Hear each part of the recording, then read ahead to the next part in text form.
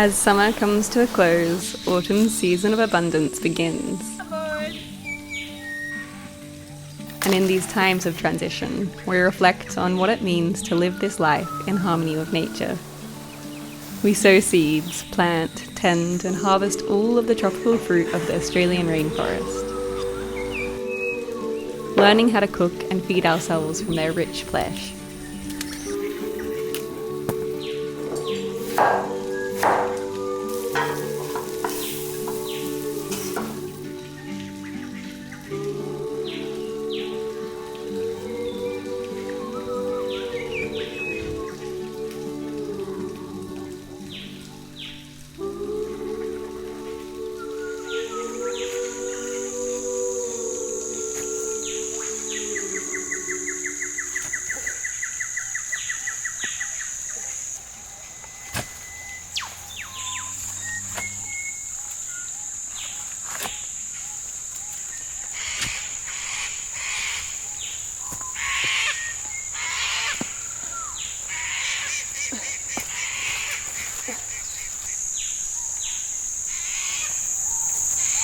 So this is a plantain sucker, and I'm very excited. When we were in London for our exhibition, we had really good Venezuelan food with plantain on it, and it just inspired me so much. We've had this banana here for ages, and everyone's just called it a cooking banana, which is plantain, I'm pretty sure. So I'm planting lots more in my garden because I want plantain.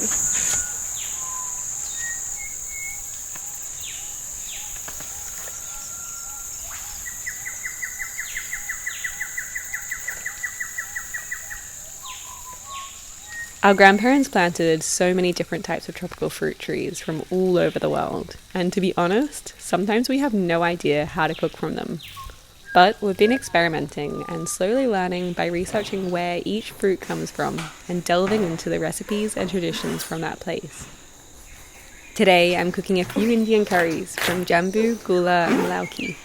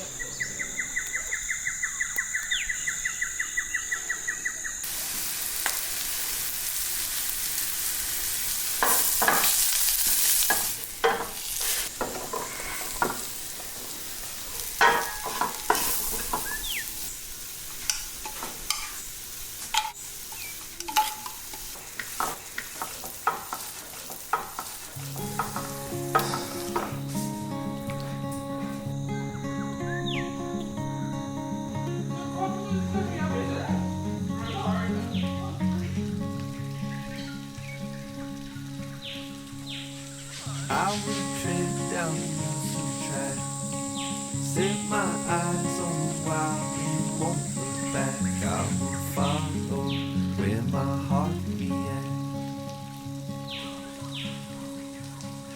Venture out to the great unknown, find a place where I can feel alive again. No portion to the wind. I'll find my feet on the west.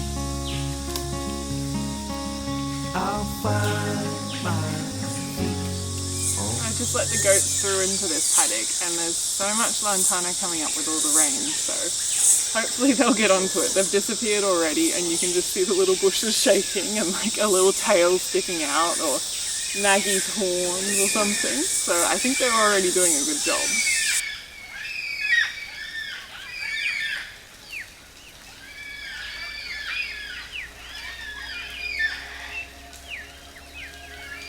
The thousands of magical fruit trees were planted by our grandparents and parents, and every day as we learn to tend them and plant more, we are reminded of the power of planting a single seed.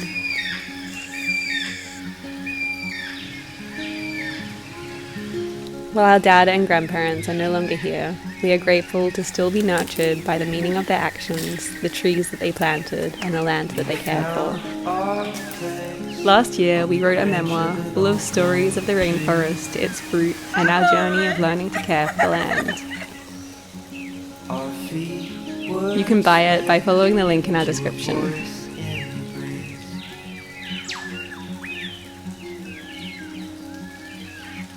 And birds would sing on the banks of a narrow stream.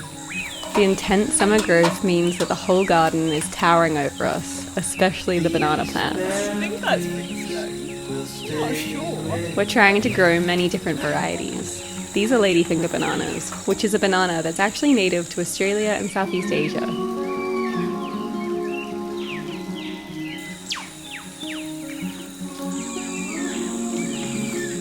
They produce a smaller, sweeter fruit and are actually resistant to common banana diseases. They are delicious, and we love promoting biodiversity by not just growing the typical Cavendish, but the fact that the tree itself is so tall makes it really difficult.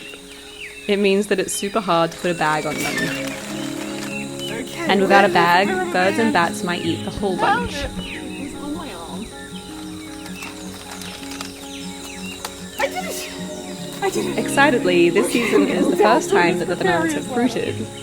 It feels like such a big moment, seeing these luscious bunches grow from the soil that we nurtured. We made our way to a hill beside the sea. With salt in the air Good little sucker. and sand. The farm was once majorly a banana plantation, and our grandparents and parents all worked as banana farmers. It's a hard industry, especially when you grow them completely organically, so recently we had pretty much given up on growing bananas and had almost none left. But for the last few years we've been collecting and planting bananas and seeing them replenish and feeling the sweet satisfaction of growing our own food. These ones are a dwarf variety, which means that they will be so much easier to bag. But we're also planting plantain bananas and as many different varieties as we can find.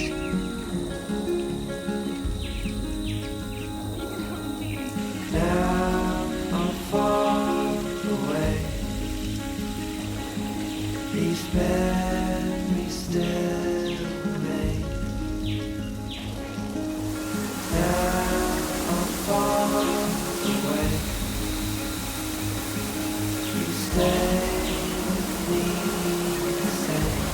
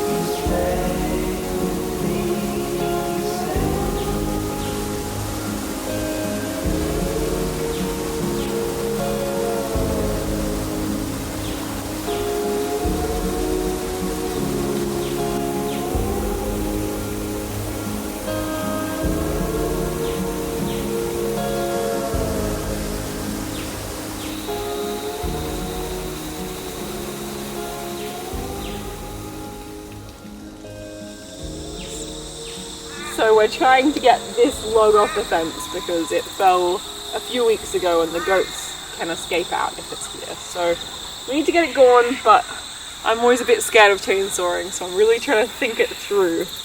But I think if I go from below first and then from on top, then it'll snap like that, and then I can push it off the fence.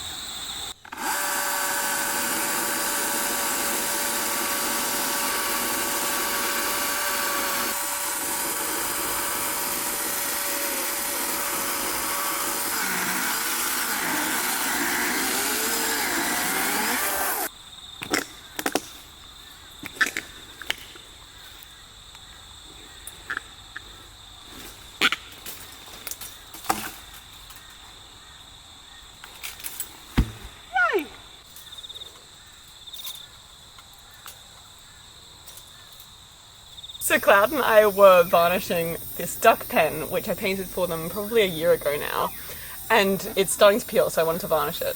But as I was halfway through doing it, I found a massive wasp nest, and now I'm a bit stressed because I think that they're paper wasps, which are really, really painful, and I really don't want to get bitten. There's a wasp. I think it's gone.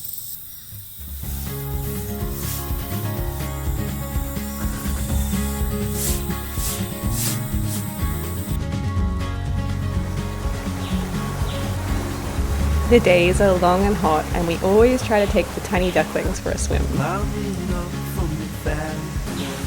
The joy that they give us is honestly indescribable. After a big day of work, it is the best way to just relax in the water with tiny ducklings swimming around us and teaching us how to have fun.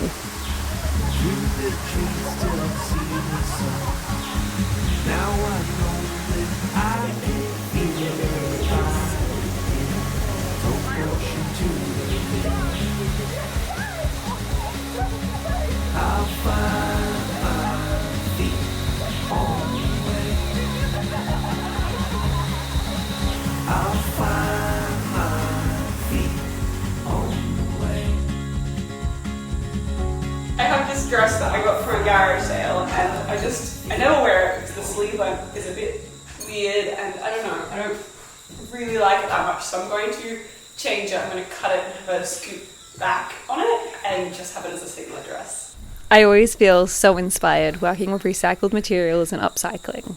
This dress is something that isn't getting worn and needs a little redesigning to make it into something that will be loved. I always have a huge basket full of clothes that I need to mend or things that I want to upcycle, but I often don't get the time to fix them because I'm too busy creating new things. I've been trying to prioritize mending more because it's really incredible to see something transform in front of your eyes. I think that upcycling uses completely different skills to designing though. There's a certain kind of vision that you need to have, and I often struggle trying to perfect things too much. Instead, you kind of have to take leaps of faith, bringing your vision to life.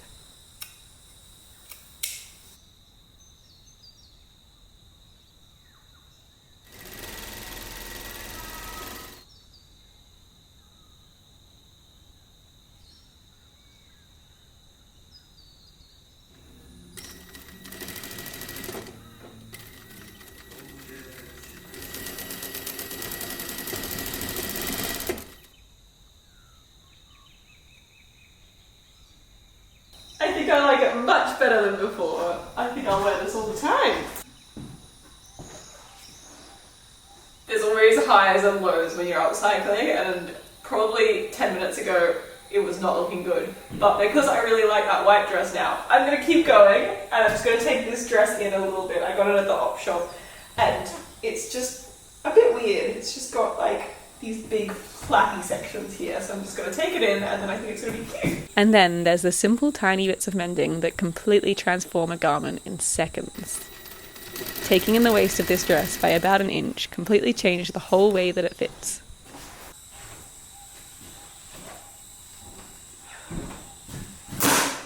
Lucky that I've been collecting zips for years and years from every op shop that I go to, so I have the biggest zip collection ever. And lastly, there's the tiny bits of mending that I seem to avoid the most. Replacing a zipper always feels like something I should just do another day, and I always have skirts in my mending pile for years. But a few simple stitches and a broken skirt can turn into something that will be worn and loved for years to come. There is so much satisfaction in saving something that would otherwise be destined for landfill and transforming it into a much-loved piece.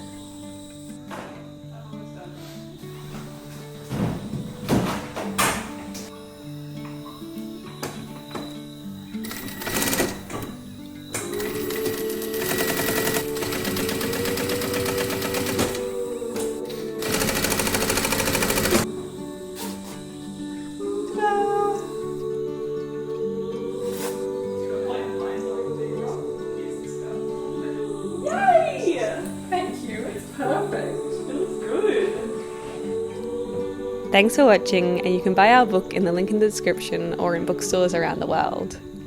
The music in this video is by Hollow Coves, and you can find their links in our description. Thank you so much to our patrons. We are always grateful for your support on our environmental and creative journey.